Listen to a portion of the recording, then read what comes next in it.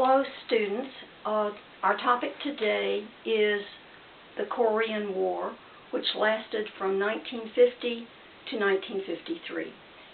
It was when the Cold War turns hot, and it's often referred to as the Forgotten War. It's a smaller war, but it was devastating nevertheless, and Americans lost 33,000 men in this, plus 7,000 POWs, half of whom were never seen again. So it was a horrible war, as all wars are. So we've had some students to answer some background questions. You can check that out on the website. I'm going to make some brief comments. Let's talk about the background of this war.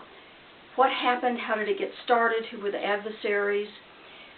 It started after the World War II was over, and the Korean Peninsula, which had been occupied by Japan, was then taken over by the Soviets, who occupied the north, and to the south of that parallel line, the 38th parallel, the United States had that territory along with the Allies.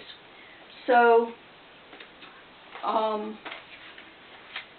how did it get started? It was, Truman was in office. His Secretary of State, Dean Acheson, made the comment at the National Press Club, just an offhand comment, that somehow that Korea and some of Indochina was not in America's direct interest. So the powers that be in the Cold War, Stalin and the Soviets, and also Mao in China, took this to mean that they could have a free hand in Korea. So we have Stalin and China and the Soviets were actually not close friends. There was what we call the Sino-Soviet rift, but Stalin, being very shrewd, decided to show Mao Zedong where China's true interests would reside, not with fighting with him, but in fact it's the Western democracies that are his true enemies.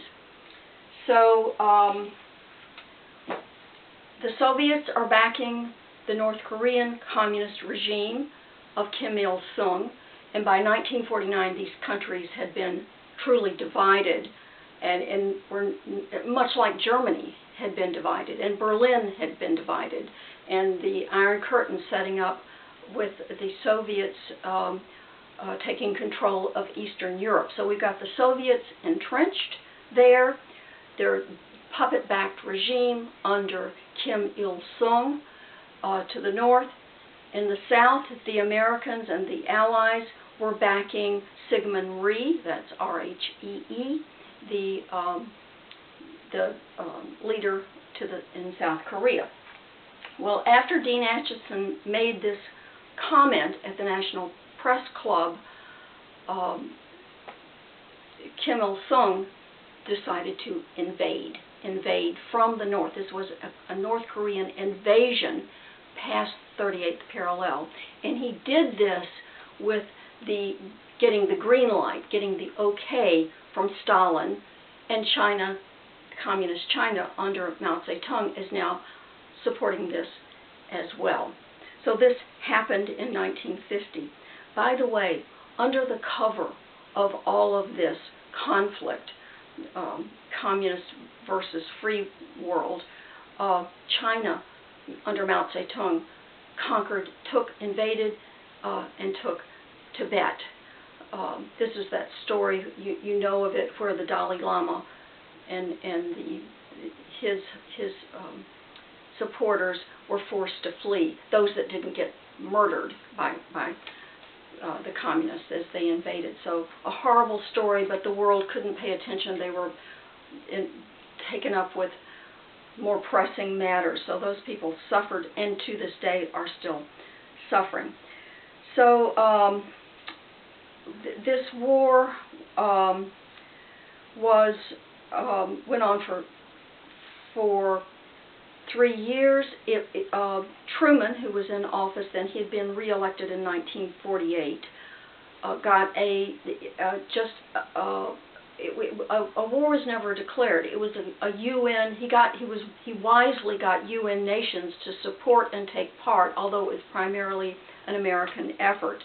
So they very quickly, the North Korean forces, backed by China and the Soviets, pushed all the way south in Korea to the and took 90% of the country.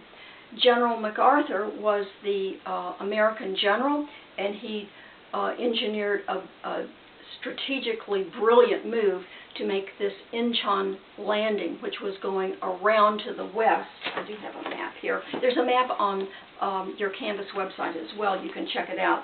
But so he makes this Incheon landing on the northern western part, which turns out to be brilliant and does turn the tide.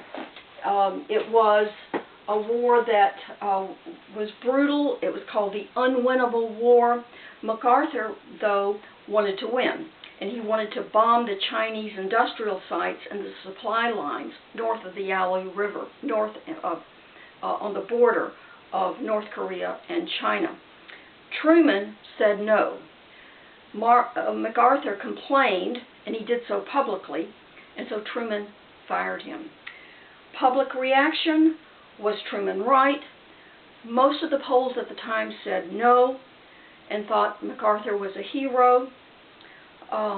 Today, maybe we have a different view of that. Probably we have a different view of that, because knowing what we know now, the Soviets had gotten the bomb, the atomic bomb, in 1949. They had spied on the U.S. and stolen the secrets. It could have been an all-out world. This could have been the Cold War turned into a worldwide World War III. So Truman, I think, did the right thing here, although it was unpopular. He didn't run for re-election in 1952. Probably because of that, Eisenhower, as you know, won that election, running against Stevenson. In 1953, an armistice was signed, so it was status quo ante bellum, the same thing as before the war. That 38 parallel stood with a demilitarized zone. We have it to this day. And then in 1952, as I said, Eisenhower was elected. He finished out that war. We'll talk more about the 1950s next time and the culture in post-war America. So keep studying hard. I'm sending all of you my best wishes, and we are, of course, praying for all of those who are in harm's way now in hospitals, the workers, the people that are carrying on under these difficult circumstances. So we're praying for all of those, and I'll talk to you next time. Bye.